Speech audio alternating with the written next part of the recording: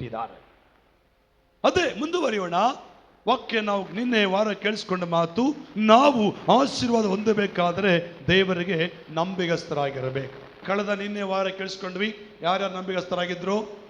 ಸ್ವಲ್ಪ ವಾದದಲ್ಲಿ ನಂಬಿಗಸ್ತರಾಗಿದ್ರು, ಬಹಳ ವಾದದಲ್ಲಿ ದೇವರು ಅವ್ರನ್ನ ಇಟ್ಟರು. ಆಮೇಲೆ ಎಲ್ಲವನ್ನು ಕಳ್ಕೊಳ್ಳುವ ಪರಿಸ್ಥಿತಿ ಬಂದರೂ ಕೂಡ ಏನಾಗಿದ್ರು? ನಂಬಿಗಸ್ತರಾಗಿದ್ರು, ಎಲ್ಲವನ್ನ ಪಡ್ಕೊಂಡ್ರು.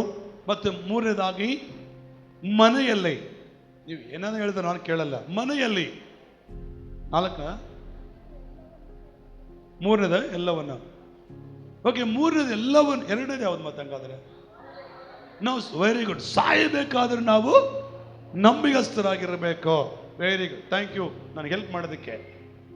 ಮೂರು, ಎಲ್ಲವನ್ನು ಕಳ್ಕೊಳ್ಳುವ ಪರಿಸ್ಥಿತಿ ಬಂದರೂ ಕೂಡ ನಮ್ಮ ನಂಬಿಗಸ್ತಕ್ಕೆ ನಾವು ಕಳ್ಕೊಳ್ಳಬಾರ್ದು. ನಾಲ್ಕು, ಮನೆಯಲ್ಲಿ, ಮನೆ ವಾರ್ತೆ ಕೆಲಸದಲ್ಲಿ ನಂಬಿಗಸ್ತರಾಗಿರಬೇಕು.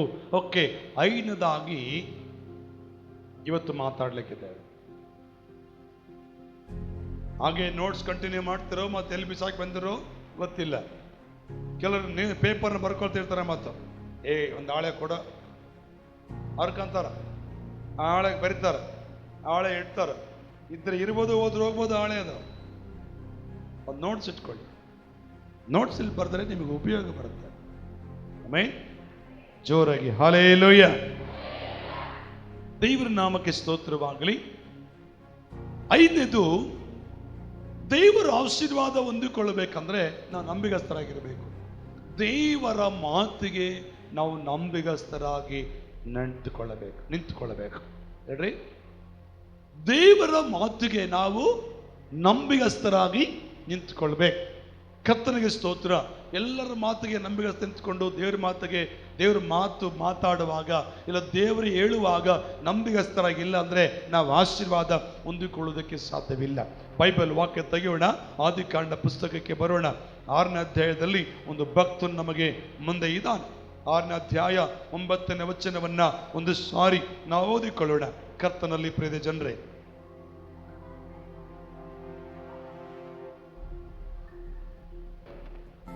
ನಮ್ಮನ್ನು ಬಹಳವಾಗಿ ಪ್ರೀತಿಸುವಂತ ನಮ್ಮ ಪ್ರಿಯ ಪರಲೋಕದ ತಂದೆಯಾದ ದೇವರೇ, ನಿಮ್ಮ ಸನ್ನಿಧಾನದಲ್ಲಿ, ನಿಮ್ಮ ಪಾದದ ಬಳಿಯಲ್ಲಿ ನಾನು ಬರ್ತಾ ಇದ್ದೇನೆ. ಕೇಳುವ ನಿನ್ನ ಮಕ್ಕಳಿಗೆ ಹೃದಯವನ್ನ ತೆರೆಯ ಮಾಡಿ, ಹೇಳುವ ನನಗೆ ನಿಮ್ಮ ಆಲೋಚನೆ, ನಿಮ್ಮ ನಡೆಸುವಿಕೆ ಕೊಡು. ಕರ್ತನೇ, ಇದನ್ನು ಕಿವಿಯಿಂದ ಕೇಳಿ ಬಿಟ್ಟು ಹೋಗದೆ ಹೃದಯದಲ್ಲಿ ಬಚ್ಚಿಟ್ಟುಕೊಳ್ಳುವಂತ ಆಸಕ್ತಿಯನ್ನು ಕೊಡಿಸುವ. ಕರ್ತನ ದಯೆ, ಕರ್ತನ ಆಶೀರ್ವಾದ ನಿನ್ನ ಪ್ರಜೆಗಳು ಹೊಂದಿಕೊಳ್ಳಬೇಕು. ಅದಕ್ಕಾಗಿ ನೀವು ಬಂದಿದ್ದೀರಿ ಸ್ವಾಮಿ. ಅದಕ್ಕಾಗಿ ನೀವು ಮಾನವರ ಆತ್ಮರಕ್ಷಣೆಗೋಸ್ಕರ ಮಾನವನಾಗಿ ಭೂಲೋಕಕ್ಕೆ ಬಂದಿದ್ದೀರಿ ಸ್ವಾಮಿ. ನಿನ್ನ ಮಾತುಗಳನ್ನು ಕೇಳಲಿಕ್ಕೆ ತೆರೆದ ಕಿವಿಯುಳ್ಳವರಾಗಿ, ತೆರೆದ ಹೃದಯವುಳ್ಳವರಾಗಿ ಗ್ರಹಿಸಿಕೊಳ್ಳುತ್ತ ಮನಸ್ಸು ಕೊಡಪ್ಪ. ನಿಮಗೆ ಸ್ತೋತ್ರ. ಹಾಗೆ ಮಾಡ್ತಾರಂತ ನಂಬಿ ಯೇಸು ನಾಮದಲ್ಲಿ ಆಮೆನ್. ಆಮೆನ್. ಹಲ್ಲೆಲೂಯ. ಇವಾಗ ನಾವು ಮಾತನಾಡುವಂತ ಮಾತು ಯಾರ ಮಾತಂದ್ರೆ ದೇವರ ವಾಕ್ಯ. ನೋಹನ ಕುರಿತಾಗಿ ಮಾತಾಡೋಣ. ನೋಹ ಆದಿಕಾಂಡ ಪುಸ್ತಕ 6ನೇ ಅಧ್ಯಾಯದಲ್ಲಿ ಅವನ ಜೀವನ, ಅವನ ಪ್ರಯಾಣ, ಅವನು ದೇವರೊಂದಿಗೆ ನಡೆದಂತ ಯಾತ್ರೆ ಎಲ್ಲ ಕೂಡ ಅಲ್ಲಿ ಇದೆ. ಆಮೇಲೆ ಈಗ ನೋಹನ ಸಂಗಡ ದೇವರು ಏನ್ ಹೇಳ್ತಾ ಇದ್ದಾನಂದ್ರೆ, ದೇವರು ಮನುಷ್ಯನನ್ನ ಉಂಟು ಮಾಡಿದಾಗ ಎಲ್ಲ ಗಿಡ ಪ್ರಾಣಿ ಪಕ್ಷಿಗಳನ್ನು ಉಂಟು ಮಾಡಿ, ಮರ ಹಣ್ಣು ಹಂಪಲ ಉಂಟು ಮಾಡಿ, ಲಾಸ್ಟ್ಗೆ ಮನುಷ್ಯನ ಉಂಟು ಮಾಡಿದ. ಉಂಟು ಮಾಡಿದ ಮೇಲೆ ಅವರು ದೇವರ ಮಾತನ್ನ ಮೀರಿ, ದೇವರ ಆಜ್ಞೆಯನ್ನು ದಾಟಿ ತುಂಬಾ ಕೆಟ್ಟತನ ಮಾಡಿದರು. ಎಷ್ಟು ಕೆಟ್ಟದಂದ್ರೆ ದೇವರಿಗೆ ಬಾಧೆ ಆಗುವಷ್ಟು ಕೆಟ್ಟದ್ದು ಮಾಡಿದ್ರಂತೆ. ಹಲ್ಲೆಲೂಯ. ದೇವರೇ ಬಾಧೆ ಪಡುವ ರೀತಿಯಲ್ಲಿ ಅವರು ಕೆಟ್ಟದ್ದು ಮಾಡಿದ್ರಂತೆ. ದೇವರೇ ದುಃಖ ಪಡುವ ರೀತಿಯಲ್ಲಿ ಕೆಟ್ಟದ್ದು ಮಾಡಿದರು. ಅದನ್ನು ನೋಡಿದ ದೇವರು ಒಂದು ತೀರ್ಮಾನಕ್ಕೆ ಬಂದ. ಏನ್ ತೀರ್ಮಾನಕ್ಕೆ ಬಂದ ಅಂದ್ರೆ, ಈ ಮನುಷ್ಯರನ್ನು ನಾನು ನಾಶ ಮಾಡಿಬಿಡ್ಬೇಕು. ಈ ಮನುಷ್ಯರನ್ನ ಇಷ್ಟೆಲ್ಲ ಅನುಕೂಲತೆ ಕೊಟ್ರೆ, ಇಷ್ಟೆಲ್ಲ ವ್ಯವಸ್ಥೆ ಮಾಡಿಕೊಟ್ರೆ, ಹಣ್ಣು ಕೊಟ್ಟೆ, ಆಹಾರ ಕೊಟ್ಟೆ, ತರಕಾರಿ ಕೊಟ್ಟೆ, ಗಿಡ ಮರಗಳು ಕೊಟ್ಟೆ, ಎಲ್ಲವನ್ನು ಕೊಟ್ಟೆ, ನೀರು ಕೊಟ್ಟೆ, ಹೂವುಗಳನ್ನು ಕೊಟ್ಟೆ, ಎಲ್ಲ ಕೊಟ್ಟರು ಕೂಡ ಇವ್ರು ನನಗೆ ಕೃತಜ್ಞತೆ ಉಳ್ಳವರಾಗಿಲ್ಲ, ಕೆಟ್ಟತನ ಹೆಚ್ಚಾಯಿತಂತ ಬೈಬಲ್ ವಾಕ್ಯ ಹೇಳ್ತದೆ. 6ನೇ ಅಧ್ಯಾಯ 5ನೇ ವಚನದಲ್ಲಿ ನೋಡ್ತಾ ಬಂದ್ರೆ ಅಲ್ಲಿ ಕರ್ತನು ವಾಕ್ಯ ಹೇಳ್ತಾನೆ, ಮನುಷ್ಯರ ಕೆಟ್ಟತನವು ಭೂಮಿಯ ಮೇಲೆ ಹೆಚ್ಚಾಗಿರುವುದನ್ನು ಅವರ ಹೃದಯದಲ್ಲಿ ಯೋಚಿಸುವುದೆಲ್ಲವೂ ಯಾವಾಗಲೂ ಬರೀ ಕೆಟ್ಟದಾಗಿರುವುದನ್ನು ಯೆಹೋವನು ನೋಡಿ ತಾನು ಭೂಮಿಯ ಮೇಲೆ ಮನುಷ್ಯರನ್ನ ಉಂಟು ಮಾಡುವುದಕ್ಕೆ ಪಶ್ಚಾತ್ತಾಪಪಟ್ಟು ತನ್ನ ಹೃದಯದಲ್ಲಿ ನೊಂದುಕೊಂಡನು. ಮತ್ತು ಯೆಹೋವನು ನಾನು ಸೃಷ್ಟಿಸಿದ ಮನುಷ್ಯ ಜಾತಿಯನ್ನು ಭೂಮಿಯ ಮೇಲಿಂದ ಅಳಿಸಿ ಬಿಡುವೆನು, ಅದನ್ನು ಉಂಟು ಮಾಡುವುದಕ್ಕೆ ನನ್ನಲ್ಲಿ ಪಶ್ಚಾತ್ತಾಪ ಹುಟ್ಟಿತು. ಮನುಷ್ಯರೊಂದಿಗೆ ಸಕಲ ಮೃಗ ಕ್ರಿಮಿ ಪಕ್ಷಿಗಳನ್ನು ಅಳಿಸಿ ಬಿಡುವೆನು ಅಂದುಕೊಂಡನು. ಅಲ್ಲಿ ನೋಡ್ತಾ ಇದ್ರೆ ಮನುಷ್ಯನ ಕೆಟ್ಟತನವು ಭೂಮಿ ಮೇಲೆ ಏನಾಯ್ತಂತೆ, ಹೆಚ್ಚುತ್ತಾ ಬಂತು. ಅಷ್ಟಕ್ಕೆ ಸಾಧ್ಯ ನಿಂತು ಹೋಗ್ಲಿಲ್ಲ. ದೇವರೇ ಪಶ್ಚಾತ್ತಾಪ ಪಡುವಂತ ಪರಿಸ್ಥಿತಿಯಲ್ಲಿ ಮಾಡಿದ್ರು. ಅವಾಗ ನೋಹನ ಸಂಗಡ ಮಾತಾಡ್ತಾ ಇದ್ದಾನೆ. ನೋಹನನು ದೇವರ ಮಾತುಗೆ ನಂಬಿಗಸ್ತನಾಗಿ ನಿಂತುಕೊಂಡ. ಹೆಂಗೆ ನಂಬಿಗಸ್ತ ನಿಂತ್ಕೊಂಡ ಅಂದ್ರೆ, ನೋಹನ ಒಂದು ಕೆಲಸ ಹೇಳ್ತಾನೆ ದೇವರು. ಏನ್ ಹೇಳ್ತಾನೆ ಗೊತ್ತಾ? ನಮಗೆಲ್ಲ ಗೊತ್ತಿಲ್ವಾ? ನೋಹ ನನಗೆ ಒಂದು ನಾವೆಯನ್ನು ಕಟ್ಟು ಅಂತ ಹೇಳ್ತಾನೆ. ಯಾಕೆ ಕಟ್ಟಬೇಕು ಸ್ವಾಮಿ? ಅದರಿಂದ ಉಪಯೋಗ ಏನು? ಎಲ್ಲಿ ಕಟ್ಟಬೇಕು? ಯಾವಾಗ ಕಟ್ಟಬೇಕು? ಅದೇನು ಪ್ರಶ್ನೆ ಮಾಡಲಿಲ್ಲ. ಒಂದು ಮಾತುಗೆ ಆಯ್ತು ಸ್ವಾಮಿ ಕಟ್ತೇನೆ, ಈ ಮಾತಿಗೆ ಬಂದನು. ಹಲ್ಲೆಲೂಯ, ಹೇಳಿಗಡೆ ಹಲ್ಲೆಲೂಯ. ಈ ನೋಹನ ಜೀವನದಲ್ಲಿ ದೇವರ ಆಶೀರ್ವಾದ ಹೊಂದಿಕೊಳ್ಳೋದಕ್ಕೆ ಕಾರಣ ದೇವರ ಮಾತಿಗೆ ನೋಹನನು ನಂಬಿಗಸ್ತನಾದನು. ದೇವರ ಮಾತನಾಡುವಾಗ ನಂಬಿಗಸ್ತನಾಗಿ ನಿಂತುಕೊಂಡನು. ವಿರುದ್ಧವಾಗಿ ಮಾತಾಡಲಿಲ್ಲ, ಬೇರೆ ಪ್ರಶ್ನೆ ಹಾಕ್ಲಿಲ್ಲ. ಅವಾಗ ನೋಹನನ್ನು ದೇವರು ನೋಡಿ ಹೇಳ್ತಾನೆ 13ನೇ ವಚನಕ್ಕೆ ಬಂದು ನೋಡಿದ್ರೆ, ಆಗ ದೇವರು ನೋಹನಿಗೆ ಎಲ್ಲಾ ದೇಹಿಗಳಿಗೂ ಅಂತ್ಯವನ್ನು ತೀರ್ಮಾನಿಸಿದ್ದೇನೆ. ಭೂಲೋಕವು ಅವರ ಅನ್ಯಾಯದಿಂದ ತುಂಬಿಯದೆ ನಾನು ಅವರನ್ನು ಭೂಮಿಯ ಮೇಲಿರುವುದೆಲ್ಲವನ್ನು ಅಳಿಸಿಬಿಡುತ್ತೇನೆ. ನೀನು ತುರಾಯಿ ಮರದಿಂದ ನಾವೆಯನ್ನು ಮಾಡಿಕೋ, ಅದರಲ್ಲಿ ತುಂಬಾ ಕೋಣೆಗಳು ಇರಬೇಕು, ಒಳಕ್ಕೂ ಹೊರಕ್ಕೂ ರಾಳವನ್ನು ಹಚ್ಚು. ನೀನು ಅದನ್ನು ಮಾಡಬೇಕಾದ ವಿಧಾನ ಹೇಗೆಂದರೆ ಅದು 300 ಮೊಳ ಉದ್ದವು 50 ಮೊಳ ಅಗಲವು 30 ಮೊಳ ಎತ್ತರವು ಉದ್ದದ್ದಾಗಿರಬೇಕು. ಅದರ ಛಾವಣಿಯ ಕೆಳಗೆ ಸುತ್ತಲೂ 1 ಮೊಳ ಎತ್ತರದ ಬೆಳಕು ಕಂಡಿಯನ್ನು ಮಾಡಬೇಕು. ಪಕ್ಕದಲ್ಲಿ ಬಾಗಿಲನ್ನು ಇಡಬೇಕು. ನಾವೆಯಲ್ಲಿ ಒಂದರ ಮೇಲೆ ಒಂದಾಗಿ 3 ಅಂತಸ್ತುಗಳನ್ನು ಮಾಡಬೇಕು. ನಾನಂತೂ ಭೂಮಿಯ ಮೇಲೆ ಜಲಪ್ರಳಯವನ್ನು ಬರಮಾಡಿ ಆಕಾಶದ ಕೆಳಗಿರುವ ಸಕಲ ಪ್ರಾಣಿಗಳನ್ನು ಅಳಿಸಿ ಬಿಡುವೆನು. ಭೂಮಿಯಲ್ಲಿರುವ ಸಮಸ್ತವು ಲಯವಾಗುವುದು. ಆದರೆ ನಿನ್ನ ಕೂಡ ನನ್ನ ನಿಬಂಧನೆಯನ್ನು ಮಾಡುತ್ತೇನೆ. ನೀನು ಹೆಂಡತಿ ಮಕ್ಕಳು ಸೊಸೆಯರು ಸಹಿತವಾಗಿ ನಾವೆಯಲ್ಲಿ ಸೇರಬೇಕು. ಹಲ್ಲೆಲೂಯಾ. ಯಾಕೆ ಕಟ್ಟಬೇಕು ನಾವೆಯನ್ನ ಅಂದ್ರೆ, ಅಲ್ಲಿ ಮಳೆ ಬರ್ತದೆ. ಏನ್ ಬರ್ತದೆ? ಮಳೆ ಅನ್ನುವಂಥ ಶಬ್ದ ಅಲ್ಲೇವರೆಗೂ ಇರಲಿಲ್ಲ. ಮಳೆನೇ ಬಂದಿಲ್ಲ ಅಲ್ಲೇವರೆಗೂ. ಇಬ್ಬನಿ ಮೂಲಕವಾಗಿ ಅವಾಗ ಬೆಳೆ ಬೆಳೀತಾ ಇದ್ರು. ಇಬ್ಬನಿ ಮೂಲಕವಾಗಿಯೇ ಅಲ್ಲಿ ಬೆಳೆ ಬೆಳೀತಾ ಇದ್ರು. ಯಾರಿಗೆ ಗೊತ್ತಿಲ್ಲ ಮಳೆ ಅಂತ, ಆಗಿನ ಜನರಿಗೆ ಯಾರಿಗೆ ಗೊತ್ತಿಲ್ಲ ಮಳೆ ಅಂತ. ಇಬ್ಬನಿ ಅಷ್ಟು ಮಳೆ ಅಂತ ಬರ್ತಿತ್ತಂತೆ, ಮಳೆ ರೀತಿಯಲ್ಲಿ ಬೀಳ್ತೈತಂತೆ. ಅದು ನೋಹನ ಹೆಂಗೆ ನಂಬಿದ್ದಂದ್ರೆ, ಮಳೆ ನೋಡಿಲ್ಲ, ಮಳೆ ಅವನ ಎದುರಿಗೆ ಬಿದ್ದಿಲ್ಲ. ಆದರೂ ನೋಹನನು ದೇವರ ಮಾತುಗೆ ನಂಬಿಗಸ್ತನಾದನು. ಹಲ್ಲೆಲೂಯಾ, ಹೇಳಿ ಹಲ್ಲೆಲೂಯಾ. ಅದಕ್ಕೆ ಸ್ವಾಮಿ ಒಂದು ಮಾತು ಹೇಳ್ತಾನೆ, ತೋಮನ ಹತ್ರ ಬಂದು ಯೋಹಾನ ಸುವಾರ್ತೆ 25ರಲ್ಲಿ ಏನು ಹೇಳ್ತಾನೆ ಗೊತ್ತಾ? ನೀನು ನನ್ನನ್ನು ನೋಡಿ ನಂಬ್ತೀಯ, ನನ್ನನ್ನು ನೋಡದೇ ನಂಬುವವರು ಧನ್ಯರು. ಕಣ್ಣಿಗೆ ಕಾಣದವುಗಳನ್ನ ನಿಜವೆಂದು ನಂಬುವುದೇ ನಂಬಿಕೆ ಎಂಬುದಾಗಿ ಇಬ್ರಿಯ ಬರೆದ ಪತ್ರಿಕೆಯಲ್ಲಿ ಕೂಡ ಹೇಳ್ತಾನೆ ಭಕ್ತನು. ಹಲ್ಲೆಲೂಯಾ. ಈ ನೋಹನ್ ಹೆಂಗೆ ನಂಬಿದ್ದಾನಂದ್ರೆ, ಮಳೆ ಬರ್ತದೆ ಅಂತೇಳಿ ದೇವರು ಹೇಳಿದಾನೆ, ಆದರೆ ಬಂದಿಲ್ಲ. ಅಲ್ಲೇವರೆಗೂ ಮಳೆ ಬಂದಿಲ್ಲ, ಮಳೆ ನೋಡಿಲ್ಲ. ಆದರೂ ದೇವರ ಮಾತಿಗೆ ನಂಬಿಗಸ್ತನಾಗಿ ಆ ನಾವೆಯನ್ನು ಕಟ್ಟುವುದಕ್ಕೆ ಪ್ರಾರಂಭಿಸಿದನು. ಪ್ರಾರಂಭ ಮಾಡಿದ ಮೇಲೆ ಅನೇಕ ಜನರ ಹತ್ರ ಮಾತಾಡ್ತಾನೆ, ಬನ್ನಿ ನಾವೇ ಕಟ್ಟೋಣ, ಮಳೆ ಬರ್ತದಂತೆ, ಬನ್ನಿ ನಾವೇ ಕಟ್ಟೋಣ, ನಾಶವಾಗ್ತೀವಂತೆ, ನಾಶ ಮಾಡ್ತಾರಂತ ದೇವರು. ಎಷ್ಟೋ ಜನರಿಗೆ ಹೇಳಿದ್ರೆ ಒಬ್ಬ ವ್ಯಕ್ತಿ ಕೂಡ ಅವನ ಕೈ ಜೋಡಿಸಿ ಕೆಲಸ ಮಾಡಲಿಕ್ಕೆ ಬರಲಿಲ್ಲ. ಒಂದು ವ್ಯಕ್ತಿ ಕೂಡ ಸಪೋರ್ಟ್ ಆಗಿ ಆಗ ತಗೋ ನಾನು ಬರ್ತೇನೆ ಮಾಡೋಣ ಎಂಬುದಾಗಿ ಯಾರು ಹೇಳಲಿಲ್ಲ. ಆದರೂ ಕೂಡ ಅವನ ನಂಬಿಕೆಯನ್ನ ಕಳ್ಕೊಳ್ಳಲಿಲ್ಲ. ಬೈಬಲ್ ನೀವು ನೋಡ್ಕೊಂತ ಹೋಗ್ರಿ ಪ್ರಿಯ ದೇವ ಜನರೇ, ನೋಹನನ ಕುರಿತಾಗಿ ಅಲ್ಲಿ ಎಲ್ಲಾ ಜನರಿಗೆ ಹೇಳ್ತಾ ಹೋದಂತೆ, ಬನ್ನಿ ನಾವೇ ಕಟ್ಟೋಣ, ಮಳೆ ಬರ್ತದಂತೆ, ಬನ್ನಿ ನಾವೇ ಕಟ್ಟೋಣ, ಮಳೆ ಬರ್ತದಂತ. ಒಬ್ಬರು ಕೂಡ ಪ್ರತ್ಯುತ್ತರವಾಗಿ ಸಹಕಾರ ಮಾಡಲಿಲ್ಲ. ಅನ್ಕೊಳ್ಬಾಯಿತು, ಒಬ್ಬರು ಸಪೋರ್ಟ್ ಮಾಡಲಿಲ್ಲ. ನಾನೊಬ್ಬನೇನು ಕಟ್ಟೋದು, ನಾನೊಬ್ಬನೇನು ಮಾಡೋದು, ವಾಪಸ್ ಹೋಗ್ಬೋದಾಗಿತ್ತು. ವಾಪಸ್ ಹೋಗೋ ಅವಕಾಶ ಇತ್ತ? ಇಲ್ಲಮ್ಮ. ನನ್ನ ಕನ್ನಡ ನಿಮ್ಗೆ ಅರ್ಥ ಆಗುತ್ತೆ? ವಾಪಸ್ ಹೋಗ್ಲಿಕ್ಕೆ ಅವಕಾಶ ಇತ್ತ? ಇಲ್ಲ.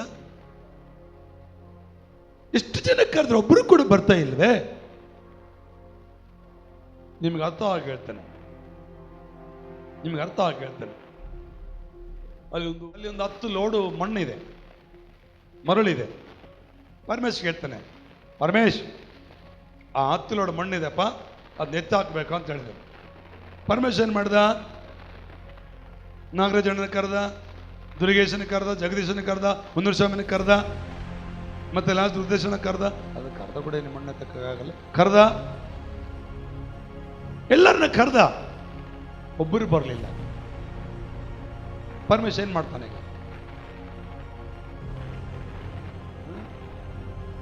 ಹೇಳುತ್ತೀಯ? ಹೇಳಿ, ಅವನು ಹೇಳ, ಒಬ್ಬನೇ ಮಾಡ್ಬೇಕಂತ ಹೇಳ. ಮತ್ತೆ ಈಗ ಏನ್ ಮಾಡ್ತಾನೆ ಪರಮೇಶ್? ಎಲ್ಲರನ್ನ ಕರೆದ, ಒಬ್ಬರು ಬಂದ್ರೆ ನಾನು ಒಬ್ಬ ನಡೆಯ ನಿನ್ನ ಎಲ್ಲರೂ ಬಂದಾಗ ಹಾಕಿದ್ರೆ ವಾಪಸ್ ಹೋಗ್ಬಿಡ್ತಾನೆ. ನಾನು ಅರ್ಥ ಆಗ್ಬೇಕಂತ ನಿಮ್ಗೆ ಹೇಳ್ತೇನೆ. ಒಬ್ಬನೇ ಹಾಕ್ತಾನೆ, ಒಕ್ಕಡೆ వేస్తావు ಯಾರನ್ನು చెప్పరా గట్టిగా ఏం చేస్తావు? ఏరా ఏలేదు మంది నన్ను అడిగితే చెప్పినానప్ప వాడు రాలేదు, నన్ను ఒక్కడుంటే ఏం చేయాలి? రాత్రి అట్లా జరిగింది కూడా. హల్లెలూయా. ಅದು ನೋಹ ಮಾಡಲಿಲ್ಲ, ಅದು ನೋಹ ಕೆಲಸ ಮಾಡಲಿಲ್ಲ. ದೇವರು ಹೇಳಿದಾನೆ, ದೇವರ ಮಾತಿಗೆ ನಂಬಿಗಸ್ತನಾಗಿರ್ತೇನೆ ನಾನು. ಯಾರು ಬರ್ತಾರೋ ಯಾರು ಬರಲ್ಲೋ, ಯಾರು ಕೈ ಜೋಡಿಸ್ತಾರೋ ಯಾರು ಕೈ ಜೋಡಿಸಲ್ಲೋ. ನಾನು ಹೆಂಡತಿ ಇದ್ದಾಳೆ, ನನಗೆ 3 ಮಕ್ಕಳಿದ್ದಾರೆ, 3 ಸ್ವಸ್ಥರಿದ್ದಾರೆ. ನಾವು ಒಟ್ಟು ಎಷ್ಟು ಜನ ಇದ್ದೇವೆ? 8 ಜನರ ಹತ್ರ ಮತ್ತೆ ಮಾತನಾಡಿದಂತೆ. ನೋಡಪ್ಪ, ಅವ್ರನ್ನೆಲ್ಲ ಕರೆದೆ, ಅವರಿಗೆಲ್ಲ ಹೇಳಿದೆ, ಒಬ್ಬರು ಬರಲಿಲ್ಲ, ಮತ್ತು ನೀವೇ ಹೇಗೆ ಎಂಬುದಾಗಿ ಹೇಳುವಾಗ ಆ ಮಕ್ಕಳು ಕೂಡ ದೂಸರ ಮಾತನಾಡಿದೆ. ಅಪ್ಪ, ನೀನು ನಿನ್ನ ದೇವರ ನಂಬಿಕೆಸ್ತನಾಗಿದ್ರೆ ನಾವು ನಿನಗೆ ನಂಬಿಕೆಸ್ತನಾಗಿರ್ತೇವೆ. ಈಗೋ ಕೈಗೆ ಹೆಚ್ಚು ಕೆಲಸ ಮಾಡೋಣ, ಈಗೋ ಕೈ ಹೆಚ್ಚು ಪ್ರಾರಂಭಿಸೋಣ. ಹಲ್ಲೆಲೂಯಾ. ಆ ನಾವೆಯನ್ನ 1 ದಿನಕ್ಕೆ ಕಟ್ಟಲಿಲ್ಲ, 1 ತಿಂಗಳು ಕಟ್ಟಲಿಲ್ಲ, ವರ್ಷಗಳು ಹಿಡಿದವು.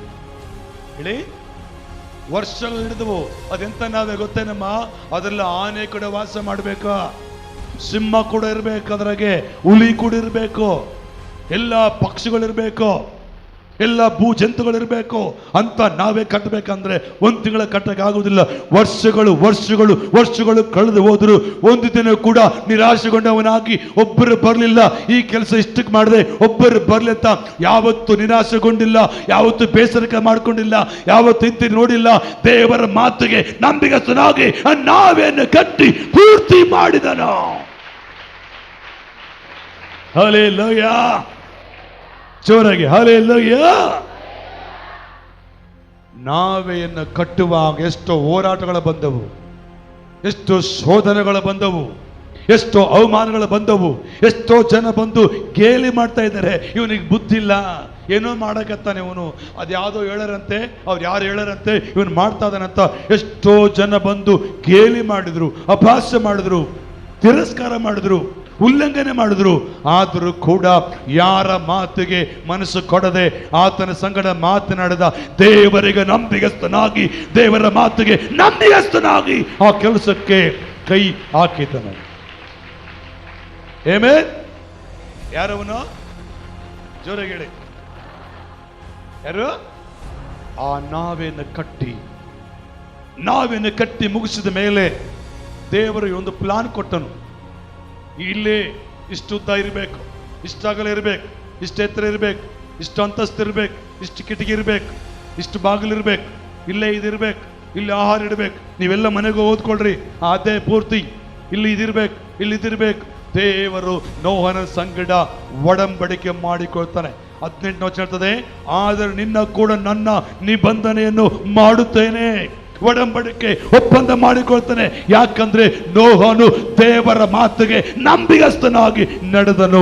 ನೋಹನು ದೇವರ ಮಾತಿಗೆ ನಂಬಿಗಸ್ತನಾಗಿ ನಡೆದಿದ್ದಕ್ಕಾಗಿ ದೇವರ ಹತ್ರ ನೋಹನ ಹತ್ರ ಒಂದು ಒಪ್ಪಂದ ಮಾಡಿಕೊಂಡ. ಆಮೇಲೆ ಎಷ್ಟು ದಿನ ಮಳೆ ಬರ್ತಂತ ಹೇಳಿ ದೇವರು?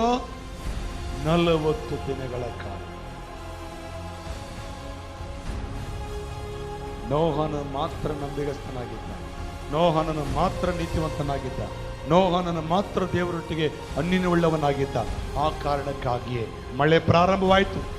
ನಾವೇ ಒಳಗೆ ಇವರೆಲ್ಲ ಹೋದ್ರು, ಭೂಜಂತುಗಳು ಹೋದವು, ಮನುಷ್ಯರು ಹೋದರು, ಮನುಷ್ಯರೆಲ್ಲರಲ್ಲ, ಇವ್ರ ಕುಟುಂಬ ಮಾತ್ರ ಹೋಯ್ತು. ಅವಾಗ ಮಳೆ ಪ್ರಾರಂಭವಾಯಿತು. ನಾಟ್ಯವಾಡಿದ್ರೆ ಹೊರಗಡೆ ಜನ ಕುಣಿದು ಕುಪ್ಪಳಿಸಿದ್ರು. ಬೆಳಿಗ್ಗೆಯಿಂದ ಸಂಜೆವರೆಗೆ ಮಳೆಯಲ್ಲಿದ್ದರು. ಸಂಜೆ ಮನೆಯೊಳಗೆ ಹೋದ್ರು. ಮತ್ತೆ ನೀರು ಜಾಸ್ತಿ ಆಯಿತು. ಬೆಳಿಗ್ಗೆ ಹೊರಗೆ ಬಂದರೆ ನೀರು ಹರಿತಾ ಇದ್ದಾವೆ. ಹೊರಗೆ ಬಂದರೆ ಮನೆಯೊಳಗೆ ನೀರು ಪ್ರಾರಂಭವಾದವು. ಮನೆ ಮೇಲೆತ್ತಿದ್ರು, ಮನೆ ತುಂಬೋಯ್ತು, ಮರ ಮುಳುಗೋಯ್ತು, ಗುಡ್ಡ ಮುಳುಗಿ ಹೋದವು. 40 ದಿನ ಹಗಲು ರಾತ್ರಿ ಕಂಟಿನ್ಯೂ ಆಗಿ ಮಳೆ ಬಂದು ಎಲ್ಲರೂ ನಾಶವಾದರು. ನೋಹನ ಕುಟುಂಬ ಮಾತ್ರ ಸುರಕ್ಷಿತವಾಗಿ, ಆರೋಗ್ಯಕರವಾಗಿ, ಜೀವಂತವಾಗಿ ಉಳ್ಕೊಂಡ್ರ. ಯಾಕೆ ನಾನು ಈ ಮಾತು ಹೇಳ್ತೇನೆಂದ್ರೆ, ನೋಹನು ದೇವರ ಮಾತಿಗೆ ಏನಾದನು? ನಂಬಿಗಸ್ತನಾಗಿದ್ದಕ್ಕಾಗಿ ಮಳೆಯ ಅಪಾಯದಿಂದ, ಆ ಜಲಪ್ರಳಯದಿಂದ, ಆ ಜಲಪ್ರಳಯ ಕೇಡಿನಿಂದ ದೇವರು ಅವನು ತಪ್ಪಿಸಿದನು. ಹೇಳಿ ಹಲ್ಲೆಲೂಯ. ನಿಮ್ಗೆ ಅರ್ಥ ಆಗ್ತದೆ ನಾನು ಹೇಳೋದು? ಎಷ್ಟು ಜನ ಇದ್ದೀರಾ? ನೋಹನು ಯಾರಿಗೆ ನಂಬಿಗಸ್ತನಾದರು? ದೇವರು ಹೇಳಿದ ಮಾತಿಗೆ. ಯಾವತ್ತನ್ನು ಹೋಗಿ ಸ್ವಾಮಿ ಅವ್ರು ಹೇಳಿದ ಬರ್ಲಿಲ್ಲ ಅಂತ ಹೇಳಿದನ? ಇಲ್ಲ. ನೀವು ಹೋಗಿ ನೋಡ್ರಿ ಚರಿತ್ರೆ. ನಾನು ದೇವ್ರು ಹೇಳಿದಾನೆ, ನಾನು ದೇವ್ರ ಕೆಲಸ ಮಾಡ್ತೇನೆ. ಯಾರು ಮಾಡ್ತಾರೋ ಯಾರು ಮಾಡಲ್ಲ, ಯಾರು ಬರ್ತಾರೋ ಯಾರು ಬರಲ್ಲೋ, ಯಾರು ಏನಾರ ಮಾಡ್ಕೊಳ್ಳಿ, ನನಗೆ ಹೇಳಿದ ಕೆಲಸ ನಾನು ಮಾಡ್ಬೇಕು. ಇಂಥ ಮನಸ್ಸು ನಮ್ಮ ಸಭೆಗಳಲ್ಲಿ ಇವತ್ತಿಲ್ಲ. ಒಬ್ಬರಿಗೆ ಹೇಳಿದ್ರೆ 3 ಜನ ಕೇಳ್ತಾರ, ಅವ್ರು ಬಂದ್ರೆ ಶೇರ್ ಮಾಡ್ತಾರೆ, ಬಂದಿಲ್ಲ ಅಂದ್ರೆ ಇವರು ಕೂಡ ಹೋಗ್ಬಿಡ್ತಾರೆ. ಇವ್ರು ಕೂಡ ಏನ್ ಮಾಡ್ತಾರೆ? ಹೋಗ್ಬಿಡ್ತಾರೆ. ಆದ್ರೆ ನೋಹ ನಂಗೆ ಹೋಗ್ಲಿಲ್ಲ. ನೋಹ ನಂಗೆ ಹೋದ್ನಾ? ನೀವು ನೋಡ್ರಿ ಪ್ರಿಯ ದೇವ ಜನರೇ, ಅಲ್ಲಿ ದೇವರ ಅಪ್ಪಣೆ ಪ್ರಕಾರವೇ 22ನೇ ವಚನ ಓದ್ರಿ. 22ನೇ ವಚನ ಓದ್ರಿ. ದೇವರು ಅಪ್ಪಣೆ ಕೊಟ್ಟ ಪ್ರಕಾರವೇ, ದೇವರು ಅಪ್ಪಣೆ ಕೊಟ್ಟ ಪ್ರಕಾರವೇ ನೋಹನು ಮಾಡಿದನು. ಹಲ್ಲೆಲೂಯಾ. ಅಂದ್ರೆ ನೋಹ ದೇವ್ರ ಮಾತು ಮೀರಿದ್ನ? ಇಲ್ಲಿದ್ದೀರಾ? ದೇವರ ಮಾತು. ನಮ್ಮ ಮನೆಯಲ್ಲಿ ಯಾಕೆ ಸಮಸ್ಯೆಗಳು, ನಮ್ಮ ಕುಟುಂಬದಲ್ಲಿ ಯಾಕೆ ಸಮಸ್ಯೆಗಳು? ನಾವು ದೇವರ ಮಾತಿಗೆ ನಂಬಿಗಸ್ತರಾಗಿಲ್ಲ. ನಾವು ದೇವರ ಮಾತಿನಲ್ಲಿ ನಂಬಿಕೆಯಿಂದ ನಡೀತಾ ಇಲ್ಲ. ಈ ಸಂದರ್ಭದಲ್ಲಿ ಕರ್ತನ ವಾಕ್ಯ ನಮ್ಮೊಂದಿಗೆ ಮಾತನಾಡುವ ಮಾತು ಬಹಳ ಮುಖ್ಯ. ಎರಡನೇದಾಗಿ ನಾವು ಮುಂದುವರಿಯೋಣ. ಕರ್ತನಿಗೆ ಸ್ತೋತ್ರವಾಗಲಿ. ಲೋಕದಲ್ಲಿ ಎಲ್ಲರೂ ಪಾಪಕ್ಕೆ ಬಿದ್ದಾಗಲೂ ನೋಹನೊಬ್ಬನೇ ನಿಂತುಕೊಂಡನೋ. ಲೋಕದೆಲ್ಲರೂ ಪಾಪಕ್ಕೆ ಮುಳುಗಿದಾಗಲೂ ನೋಹನೊಬ್ಬನೇ ನಿಂತುಕೊಂಡನು. ಎಲ್ಲರೂ ಪಾಪಕ್ಕೆ ಒಳಪಟ್ಟರು, ಎಲ್ಲರೂ ಪಾಪಕ್ಕೆ ಒಳಗಾದರು. ಆದರೆ ನೋಹನನು ಮಾತ್ರ ಪಾಪಕ್ಕೆ ಒಳಗಾಗದೆ ದೇವರ ಮಾತಿಗೆ ನಂಬಿಗಸ್ತನಾದ. ದೇವರ ಮಾತಿಗೆ ಅವನು ನಂಬಿಕೊಳ್ಳುವನಾಗಿ ನಿಂತುಕೊಂಡನು. ಮತ್ತೆ ಎರಡನೇ ವ್ಯಕ್ತಿ ಹತ್ರ ನಾನು ಬರ್ತೇನೆ. ಬೈಬಲ್ ವಾಕ್ಯ ಹೇಳ್ತದೆ, ಅಪೊಸ್ತಲನಾದ ಪೌಲನು ದೇವರ ಮಾತಿಗೆ ನಂಬಿಗಸ್ತನಾದನು. ವಾಕ್ಯ ತೆಗೆಯೋಣ. ತಿಮೋತಿ ಬರೆದ ಮೊದಲನೇ ಪತ್ರಿಕೆ 1ನೇ ಅಧ್ಯಾಯ 13ನೇ ವಚನದಲ್ಲಿ ದೇವರು ಪೌಲನ ಮೂಲಕವಾಗಿ ಮಾತನಾಡುವಂಥ ಮಾತನ್ನ ಒಂದು ಸಾರಿ ನಾವು ಧ್ಯಾನಿಸೋಣ. ಅಪೊಸ್ತಲನಾದ ಪೌಲನು ತಿಮೋತಿ ಬರೆದ ಮೊದಲನೇ ಪತ್ರಿಕೆಯಲ್ಲಿ 1ನೇ ಅಧ್ಯಾಯ 13ನೇ ವಚನವನ್ನ ನಾವು ಓದಿಕೊಂತ ಮುಂದೆ ಬರೆಯೋಣ. ಈ ಸುವಾರ್ತೆಯ ಸೇವೆಯು ನನಗೆ ಕೊಡಲ್ಪಟ್ಟಿತು. ನನಗೆ ಬಲವನ್ನು ದಯಪಾಲಿಸಿದವನು ನಮ್ಮ ಕರ್ತನಾದ ಯೇಸು ಕ್ರಿಸ್ತನೇ. ಮೊದಲು ದೂಷಕನೂ ಹಿಂಸಕನೂ ಬಲಾತ್ಕಾರಿಯೂ ಆಗಿದ್ದ ನನ್ನನ್ನು ಆತನು ನಂಬಿಗಸ್ತನೆಂದು ಎಣಿಸಿ ತನ್ನ ಸೇವೆಗೆ ನೇಮಿಸಿಕೊಂಡಿದ್ದಕ್ಕಾಗಿ ನಾನು ಆತನಿಗೆ ಸ್ತೋತ್ರ ಸಲ್ಲಿಸುತ್ತೇನೆ. ನಾನು ಅವಿಶ್ವಾಸಿಯಾಗಿ ತಿಳಿಯದ ಹಾಗೆ ಮಾಡಿದ್ದರಿಂದ ನನ್ನ ಮೇಲೆ ಕರುಣೆ ಉಂಟಾಯಿತು. ನಮ್ಮ ಕರ್ತನ ಕೃಪೆಯು ಅತ್ಯಧಿಕವಾಗಿದ್ದು ಕ್ರಿಸ್ತ ಯೇಸುವಿನಲ್ಲಿರುವ ನಂಬಿಕೆಯನ್ನು ಪ್ರೀತಿಯನ್ನು ನನ್ನಲ್ಲಿ ಉಂಟು ಮಾಡಿತು. ಎರಡನೇ ವ್ಯಕ್ತಿ ಹತ್ರ ಮಾತನಾಡ್ತಾನೆ. ಅಪೊಸ್ತಲನಾದ ಪೌಲನು ಹೇಳ್ತಾನೆ, ಆತನೇನಂದ್ರೆ ದೇವರವನನ್ನು ನಂಬಿಗಸ್ತನೆ ಅಂತ ಎಣಿಸಿದ. ಪೌಲನನ್ನ ಯೇಸು ಕ್ರಿಸ್ತನ ನೋಡುವಾಗ ಪೌಲನ ಬಗ್ಗೆ ಹೇಳ್ತಾನೆ, ನೀ ನಂಬಿಗಸ್ತನಾಗಿರ್ತೀಯ ಬಾ ಎಂಬುದನ್ನು ಕರೀತಾನೆ. ಮೊದಲನೇ ವ್ಯಕ್ತಿ ನೋಹನು ದೇವರ ಮಾತಿಗೆ ನಂಬಿಗಸ್ತನಾಗಿದ್ದನು. ಎರಡನೇ ವ್ಯಕ್ತಿ ದೇವರೇ ಪೌಲನನ್ನ ನಂಬಿಗಸ್ತನೆ ಅಂತ ಕರೀತಾ ಇದ್ದಾನೆ. ಆಮೇಲೆ ಅಲ್ಲೇ ಲೋಯ ಇಲ್ಲಿ ನೋಡ್ರಿ, ನಾನು ನೋಡ್ರಿ ಆಮೇಲೆ ಇಲ್ಲಿ ಬೈಬಲ್ ವಾಕ್ಯ ಚೆನ್ನಾಗಿರ್ತದೆ. ಈ ಸುವಾರ್ತೆ ಸೇವೆಯು ನನಗೆ ಕೊಡಲ್ಪಟ್ಟಿತು. ನನಗೆ ಬಲವನ್ನು ದಯಪಾಲಿಸಿದವನು ನಮ್ಮ ಕರ್ತನಾದ ಯೇಸು ಕ್ರಿಸ್ತನೇ. ಮೊದಲು ಅವನೆಂಥವನಂತ ಹೇಳ್ಕೊಳ್ತಾನೆ, ನಾನು ದೋಷಕನೋ ಹಿಂಸಕನೋ ಬಲಾತ್ಕಾರಿಯೂ ಆಗಿದ್ದ ನನ್ನನ್ನು ಆತನು ಏನಂತ ಕರಿತಾ ಇದ್ದಾನೆ? ನಂಬಿಗಸ್ತ. ನಾವು ಕೆಲವು ಸಾರಿ ನಂಬಲ್ಲರೇ ಮನುಷ್ಯರು. ನಮ್ಗೇನಾದ್ರೂ ಒಂದ್ಸರಿ ಮೋಸ ಮಾಡಿಬಿಟ್ರೆ ನಾವು ಅವ್ರನ್ನ ನಂಬಲ್ಲ. ಅವ್ರು ದೂರ ಇಡ್ತೇವೆ. ಅವ್ರ ಹತ್ರ ಮನಸ್ಸು ಬಿಚ್ಚಿ ಸ್ವೇಚ್ಛವಾಗಿ ಮಾತಾಡಲ್ಲ. ಯಾಕೆ? ಆದ್ರೆ ಅಪೊಸ್ತಲ ಪೌಲನನ್ನ ದೇವರು ನೋಡುವಾಗ ಅವನೆಂತವನಂತೆ ಹೇಳ್ತಾನಲ್ಲಿ ಪೌಲನು ಮೊದಲು ದೋಷಕನು ಹಿಂಸಕನು ಬಲಾತ್ಕಾರಿಯು ಆಗಿದ್ದರೂ ಕೂಡ ದೇವರ ಬಗ್ಗೆ ಈ ನಂಬಿಗಸ್ತನಾದ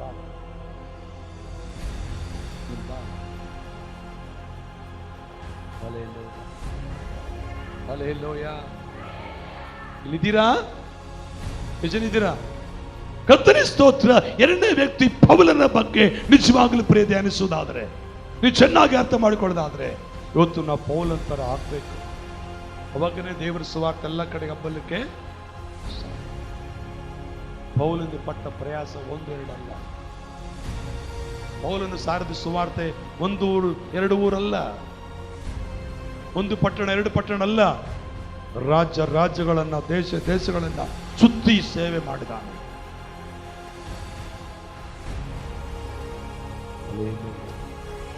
ಅವನು ಯಾವ ರೀತಿ ನಂಬಿಗಸ್ತನಾಗಿದ್ದಾನಂದ್ರೆ, ಅವನನ್ನ ಸುವಾರ್ತೆ ನಿಮಿತ್ತವಾಗಿ ಸೆರೆಮನೆಗೆ ಹಾಕಲ್ಪಟ್ಟರು ಕೂಡ ಸೋತು ಹೋಗಿ. ಹಲೋ, ದೇವರು ಏನಂತ ಕರೆದ ಪೌಲನನ್ನ? ನೀ ನಂಬಿಗಸ್ತನ ಕರೆದಿದ್ದಕ್ಕಾಗಿ ಆ ಮಾತಿಗೆ ಆಧಾರಗೊಂಡವನಾಗಿ ಪೌಲನಿಗೆ ಸುವಾರ್ತೆ ನಿಮಿತ್ತವಾಗಿ ದೇವರ ವಾಕ್ಯ ಹೇಳಿದ ನಿಮಿತ್ತವಾಗಿ ಸೆರೆಮನೆಗೆ ಹಾಕಿದ್ರು. 16ನೇ ಅಧ್ಯಾಯದಲ್ಲಿ ನಮಗೆ ನೋಡುತ್ತೇವೆ. ಅಪೊಸ್ತಲ ಕೃತ್ಯದಲ್ಲಿ ಬರೋಣ. ಈಗ ಅಪೊಸ್ತಲ ಕೃತ್ಯ 16ನೇ ಅಧ್ಯಾಯಕ್ಕೆ ಬರೋಣ. 24ನೇ ವಚನದಲ್ಲಿ ನಮಗೆ ಅಲ್ಲಿ ಕರ್ತನ ವಾಕ್ಯ ಒಂದು ಕಾಣ್ತದೆ ನೋಡ್ರಿ. 16ನೇ ಅಧ್ಯಾಯ. ಅವನು ಇಂಥ ಅಪ್ಪಣೆಯನ್ನು ಹೊಂದಿ ಅವರನ್ನು ಸೆರೆಮನೆ ಒಳಕೋಣೆಯಲ್ಲಿ ಹಾಕಿ ಅವರ ಕಾಲುಗಳಿಗೆ ಕೋಳವನ್ನು ಹಾಕಿ ಬಿಗಿಸಿದನು.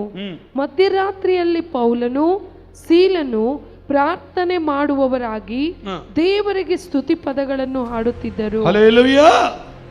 ಈ ಪೌಲನ ಅಂತ ನಂಬಿಗಸ್ತನಂದ್ರೆ, ನಾವಾಗಿದ್ರೆ ನಮಗೇನಾದರೂ ಒಂದು ಶೋಧನೆ ಬಂದರೆ, ನಮಗೇನಾದರೂ ಒಂದು ಕಷ್ಟ ಬಂದರೆ, ನಮಗೇನಾದರೂ ಒಂದು ಆಗಬಾರ್ದ ಸಮಸ್ಯೆ, ಆಗಬಾರ್ದ ಅನಾಹುತ ನಮ್ಮ ಮನೆಗೆ ನಡೆದ್ರೆ 1 ವಾರ ಪ್ರೇಯರ್ ಮಾಡೋದ ನಾವು. ಇಲ್ಲಿದ್ದೀರಾ? ಎಷ್ಟು ಜನ ಇದ್ದೀರಮ್ಮ? ನನಗೆಲ್ಲ ಹೋಗ್ತಾ ಇದ್ದೀರ ಅನಿಸ್ತದೆ ನನಗೆ. ನಮಗೆ ಮನೆಯಲ್ಲಿ ಏನಾದರೂ ದುರ್ಘಟನೆ ನಡೆದು ಬಿಟ್ರೆ, ಏನಾದರೂ ಸಮಸ್ಯೆ ಬಂದ್ಬಿಟ್ರೆ ನಾವು ಪ್ರೇಯರ್ ಮಾಡ್ತೀವ?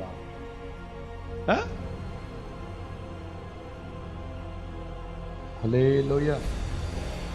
ಗಿರ್ಜಮ್ಮ ಮೇಲಿದ್ದಾರೆ, ಗಿರ್ಜಮ್ಮ ಕೈ ತೋರಿಸು. ಅವ್ರ ಮಗ ಕಳೆದೋಗಿದ್ದ, ಊಟ ಮಾಡಿ